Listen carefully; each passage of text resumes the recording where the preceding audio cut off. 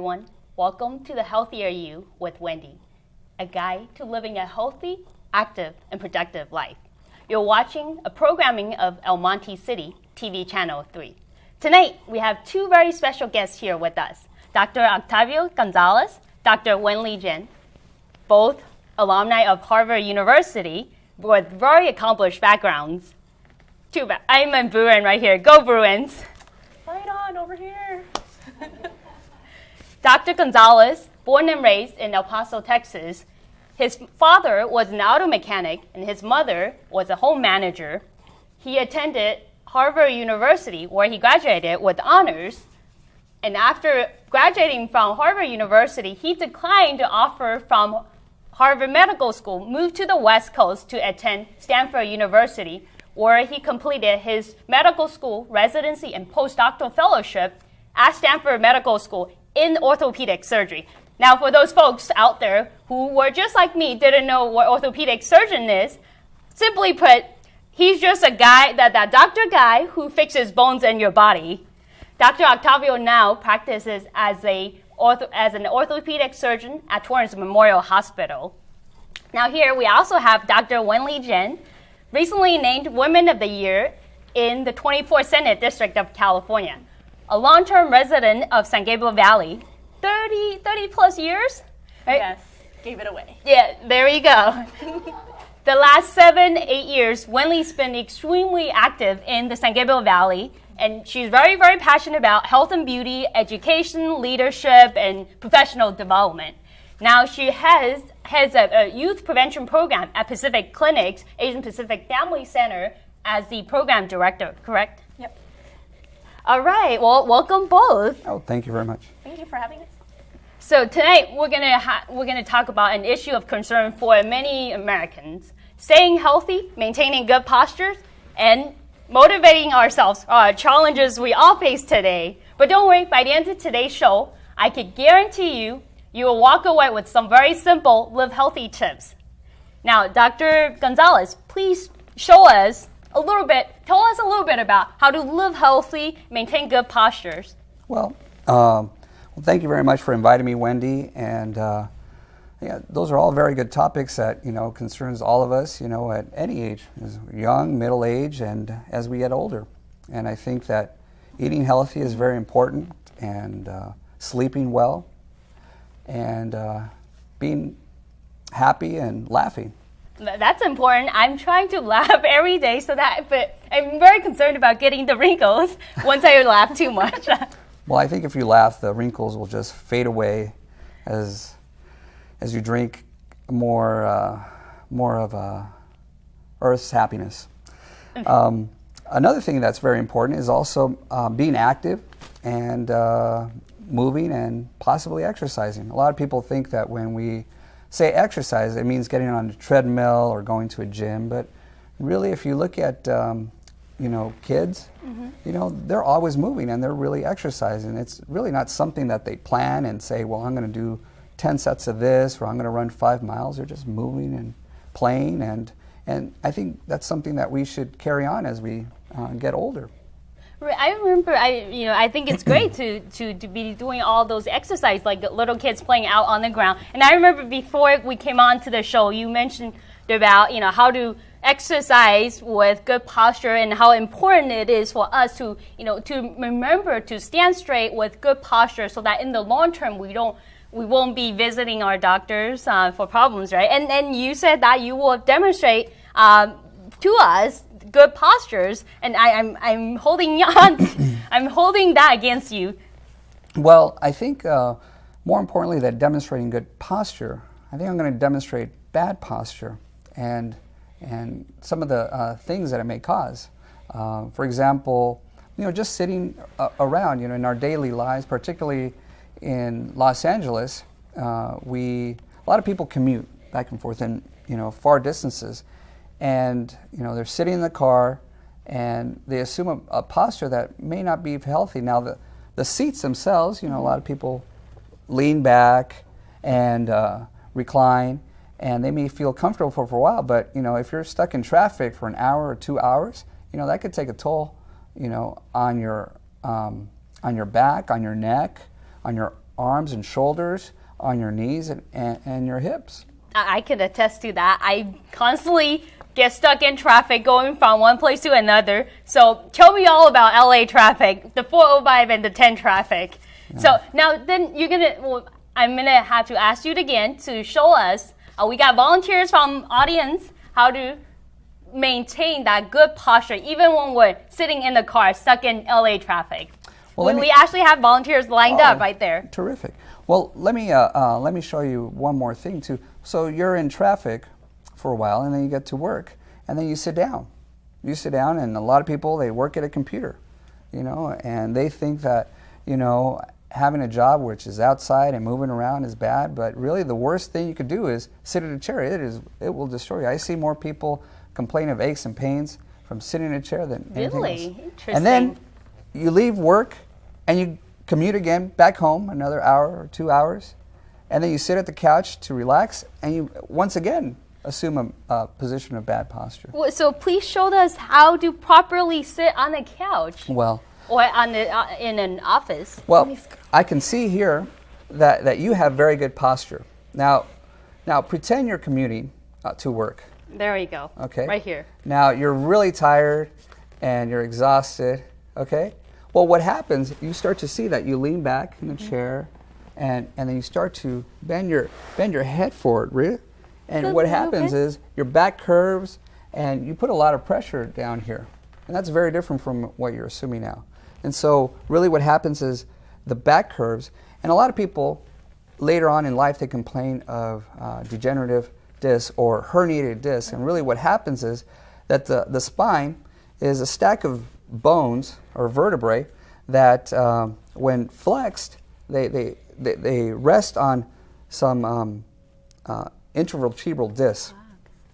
And those discs, with time can degenerate and cause some leakage out the back, and that leakage of herniated disc will press on the spinal cord or the So I'm going to interrupt. So this spinal cord is a little bit too technical for me with no medical background. So I think of it as the bamboo joint, a bamboo stick with different joints. So when you talked about the joint, I'm assuming it's the joint, the different joints between the different sections in the bamboo stick with the disc on the bottom, which is the root of the bamboo stick.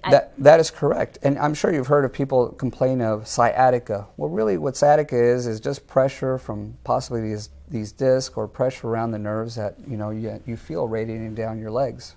You feel pain or you feel numbness or you may actually feel weakness. Now, a lot of times we assume this position, and we tend to do things with our back. We'll reach down and pick something up, and we're tired, and we'll use our back. A lot of times people will feel actually tightness in the back of their legs, which are the hamstrings. So, if we can have some help from our studio audience, maybe we can show some good posture. All right, please join us. Oh, thank you very much. Hi, what's your name? Dorothy. Oh, Dorothy. Well, and what's your name? Michael. Okay, Michael. All right, show us how you normally stand, Dorothy and Michael. Okay. One thing we could see, well, Michael here is, very typical of people standing around and waiting for somebody to do. And one thing you could see is actually his head is, he has pretty good posture, but you could see that his head is slightly forward and his back is slightly tucked in. And you can see that his back is rounded. Now, one of the things that I tell my patients is, watch this little movement. A lot of times we try to tighten our belly and suck our belly in, to kind of hide it. A lot of times we may gain a little weight and we want to hide that. But I tell people that it really is normal to have your belly stick out, because when the back is in the right posture, it'll actually curve and the belly will kind of stick out. Okay, so that's actually normal. So what I tell my patients is actually I want them to tilt the pelvis down, and really the point from the chest down to the pelvis, I really want you to stretch it, and you'll feel a difference. Now, just with that little motion, you start to see, Michael straighten up. His neck straightened up, he really didn't have to change his chest, but really it's just his pelvis moving. Now you can see a more straight line from his ear to the center of his hip, down to the center of his heel. Thank you very much. And Dorothy, if you could show. Dorothy has a very good posture. You know, one of the things that women say is that when they wear heels, their posture is very good. You can see already that Dorothy, her ear is centered over her hip and centered over her heel. How do you feel, Dorothy, how long can you stand? In heels or in Yes. regular shoes? In heels. Possibly the whole day. Okay. Well, let me have you sit down, Dorothy, and let's see how she sits down. Now, we can see that she actually has very good posture as well when she sits down. One thing that she's maintaining her head over her hips. And another thing that she's doing, she's actually sitting at the edge of a chair. Chairs are the worst thing for your backs. Really, humans were not meant to sit on a chair. Really, what it does, it really forces your hips to bend up, and that actually forces your back to curve.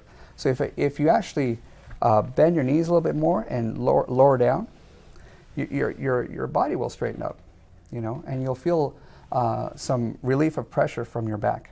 Okay. Now, one thing, if you can zoom in, I want to show you something with Dorothy's feet. Now, women love shoes, and I may get a lot of boos from the audience, but the problem is that women's shoes and also men's shoes, particularly boots, can really hurt your feet. One of the things you notice is that they tend to be pointed at the edges.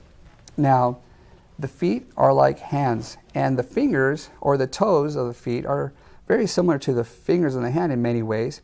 And could you imagine having gloves that really kind of just squeeze your toes and fingers together? We really wouldn't be very useful running around like this. Okay, we really need to spread our fingers. Similar, we need to spread our toes. Now, I don't know, do you mind taking your shoe off? Sure. Terrific. Great. Hey. Now, right now, you can see that she has very nice feet, and one thing you can notice is that her feet actually, with time, you can tell that she wears shoes quite a bit. Now, let me show you. The shoes are rather pointed, and really, they really force these toes to, be squeezed together, and really, that's how they rest inside the shoe. However, if you look at young children, their feet are kind of splayed out, and the toe is really more straighter. I'm sure you've seen commercially, they have these weird skeletos or Vibram 5-finger toes that spread your toes apart. And actually people say that just having a little bit more freedom in the toe box will actually help your entire foot and your knees and your hips, and also maintain good posture. So if you can, whenever you can, get out of your work shoes and walk around barefoot and relax. Okay? Well, thank you very much, Dorothy. Well, thank you, Dorothy, and thank you, Dr. Gonzalez, for such a great demonstration. Now I'm all conscious about how I'm sitting, standing, walking with my high heels and everything. So now, let's get to Dr. Wendy Zhen. Please share with us some of your health and beauty tips.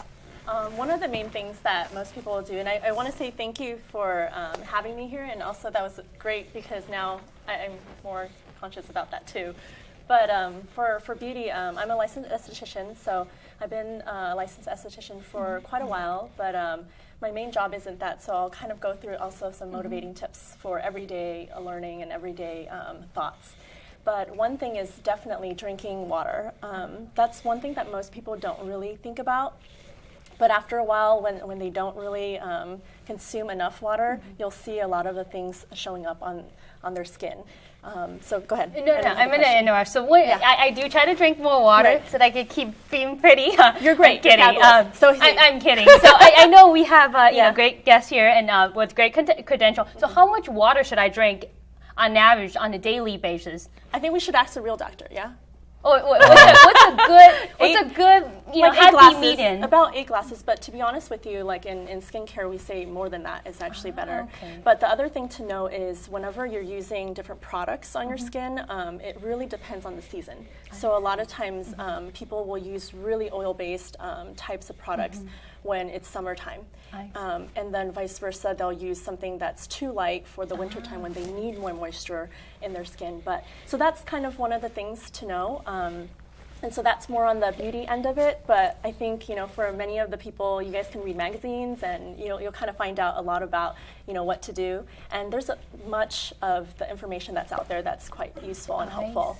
But yeah, so I don't know if you wanted me to talk about a little bit about like the mental health type of motivational tips. Right. Too. You mentioned that, you were going to share with us some of the motivational tips, some of the tips that how I could, little changes I can make to myself, tell myself on a daily basis so that I could get out of bed earlier, go to the gym and do some exercise and stay healthy. So just tell us a little bit about that. I'll kind of pull a little bit from my everyday life. So because obviously, like many of you guys who are watching, I don't like to get out of bed really early, right? So one of the things I can attest to that. that I do is there's a really good yoga exercise that's for laying down. And so sometimes I do that just to kind of get my body into the movement of things. And then that's how I kind of refresh my body to do that. But another thing Can we see? You want to see? Yeah, I don't know. I would love to see this. Maybe not in my heels. Although, she did take off her heels, so I guess Sure. we'll see. But I'll kind of show you a little bit if you don't mind. Should I move? I'll use only parts of it. So if you were to lay down like flat and you're sleeping and you don't want to get up, there's a couple of stretches that you can do. I'll show you just a few. One of which is just the things that you've seen normally on a lot of the stretching YouTube videos even. There's a lot of great YouTube videos, but even stretching to pull your knees together. Any of these would work. And also one of the things that you have to always remember when you're doing some of the exercises is most times when you're walking around, going to school, going to class, going to work, you always will have certain times when you're just always standing. So think of it as your blood flow is always going downwards. So sometimes it's even lifting your leg up, right? Just stretching, right? Or it could just be anything where you can twist your body so that I can't twist this side, but I'll twist this side for you guys.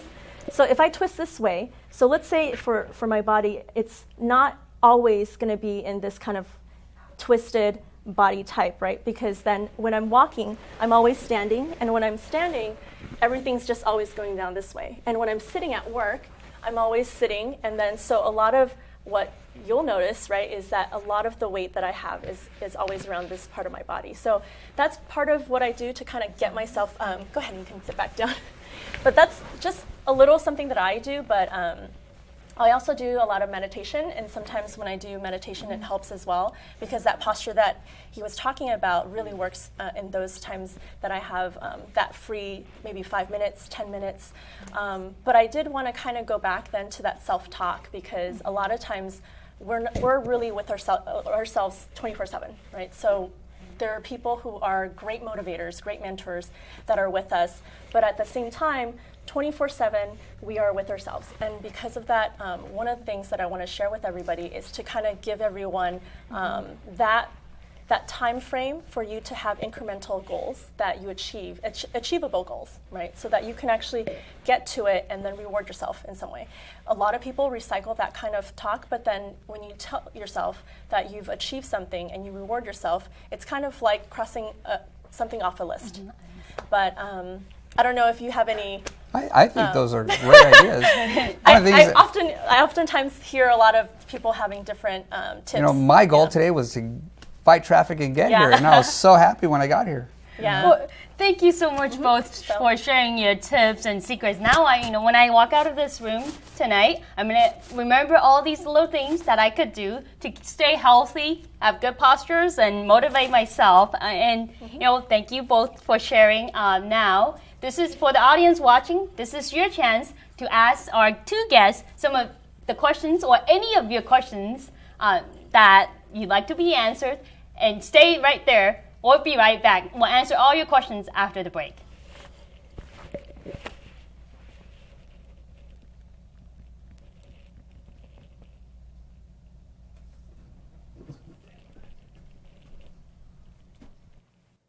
moment is finally here. Expo line has come to Southern California. Stay tuned. We'll bring you to the celebration.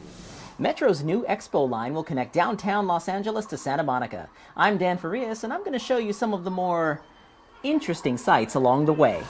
These stories and more straight ahead. I'm Joe McDonald. And I'm Tamara Henry. Welcome to Metro Motion.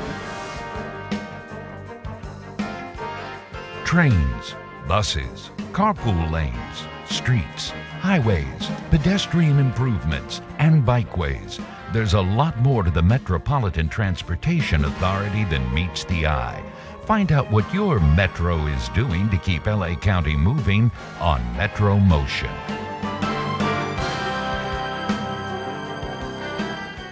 Did you know Metro has funded hundreds of miles of LA County bikeways? From the tree-draped path along the Metro Orange Line to the beach-rimmed South Bay Bike Trail. LA bikeways are perfect for transportation and recreation. Take them to Metro Rail or bus, or just take them for a ride. Download a free bike map from metro.net or pick one up at a Metro Customer Center. It's another great way to go Metro. Topping our show, the wait is over. The Metro Expo line has finally arrived. For the first time in more than 50 years, light rail has returned to LA's west side. Expo Phase 1, the 8.6-mile line from downtown LA to Culver City, opened to La Cienega this spring to rave reviews. And reporter Ned Rolsma was on hand to capture the energy and excitement at the historic grand opening. All right, Expo line is finally here. All the anticipation, all the excitement, and here we are. The day has finally come. 4 different stops along the line are having festivals, celebrations, live music, food. You can't beat it. So let's get started. Before we get there, though, why don't we take a ride down memory lane for a little Expo history. Today's Expo extravaganza might seem like the dawn of a new era in regional mobility, but LA's actually been down this road before. In fact, the very same set of tracks. The Expo line travels along an historic railroad right-of-way that's carried Southern Californians off and on for more than 135 years, dating all the way back from the steam engines of the late 1800s to the world-famous Pacific Electric Red Car line in the 1950s. We know where things went after that. So ever since the last red car rumbled into retirement in the early 60s, Angelenos have been anxiously awaiting the return of rail that would reconnect downtown with the west side. Well, the wait is over, and all that excitement was on display at the Expo grand opening. Now, the opening of the Expo line Phase 1 signifies a critical step toward the 21st century transit network that Angelenos deserve. The construction and operation of this line supports nearly 14,000 jobs and provides a much-needed benefit to the communities it serves.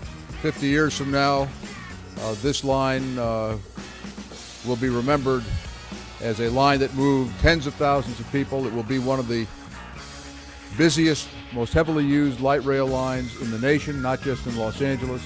Over at the Crenshaw station, LA County Supervisor Mark Ridley Thomas hosted a ribbon-cutting ceremony and community festival with music, food, and lots of fun. Welcome back, everyone. I'm so glad that we didn't lose you. Now, for this section, we're going to dive straight into some of the questions we got from our audience and from the phone calls we've been receiving. Now, 2 doctors right here. First, are you guys ready? Sure. All right. So He's first. All right. Let's put him on the spot right there. So we have Mr. David of El Monte City. He's asking, what do you think about an apple a day keeps the doctor away? Maybe I should start eating apple, right? Well, I think it's really important. You know, apples are, they come from trees and they're natural. And you have to be really careful about, the food you select. And I think it's always good to select fruit and vegetables, things that come from the ground. They contain a lot of nutrients and minerals and things that we really need to keep us going and operate all the functions of our body. If you can avoid, here's a simple rule, if you can avoid things that come in a box or in a can and try to get the things that just came from a tree or from the ground, you'll do really well. And along with Wendy's suggestion of drinking plenty of water. we really do derive a lot of our nutrients from vegetables and fruits, and you'll see the pounds shed. Oh, that's a good tip. I need to work on that. Another thing is a lot of us may get a little garden salad when we have a big steak. Well, really the key, in the old days, and I'm talking hundreds and hundreds of years ago, we couldn't kill dinosaur and all that quickly. So a lot of our food was salad. So really you should flip it around and have a lot of salad and maybe a little bit of meat or chicken or fish. All right, so I'm canceling my dinner plan for steak tonight. I'm going to have my salad with no dressing so that I could keep staying healthy and practice what I preach, right? All right, so now we also have one more question from an audience right here.